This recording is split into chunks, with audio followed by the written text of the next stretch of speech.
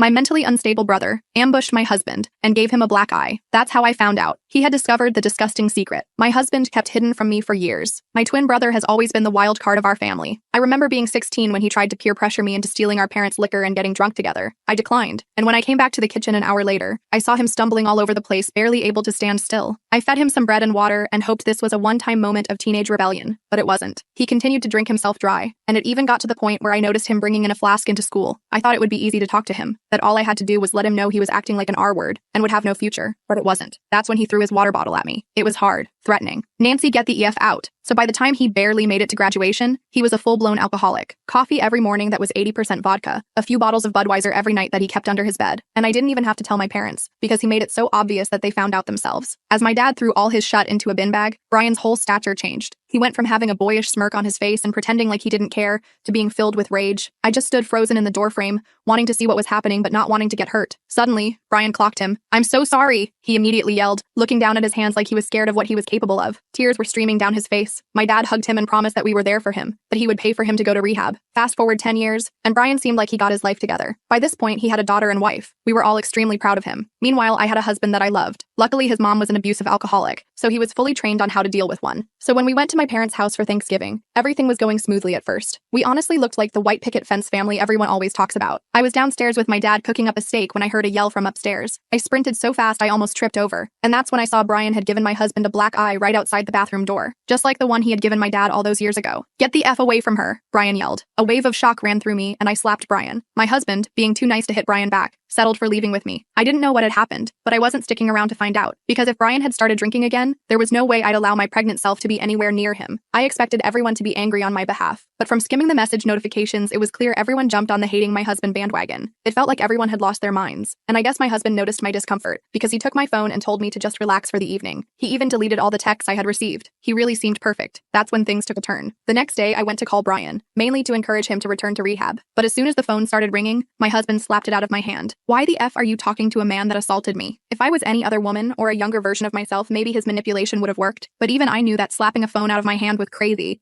And I had every right to talk to my family. "Brian never should have hit you, and I'll never forgive him for it, but I need to make sure he's getting help. I didn't realize I married someone who sides with abusers." He cut me off. I immediately switched my face into a fake moment of realization. "Oh my gosh, I don't know what I was thinking. I'm sorry, baby." He nodded before saying "good girl" and walking away. That's when I got in my car, drove to the park, and called Brian, because now I was more suspicious of my husband than ever. He picked up straight away. "Lauren, I need you to trust me and drive over here right now." His voice was urgent, and I knew that no matter what, Brian would never lay his hands on me, so I drove. When I got there, my dad couldn't even make eye contact with me, and my mom was in his arms, silently sobbing. Brian gently pulled me into the room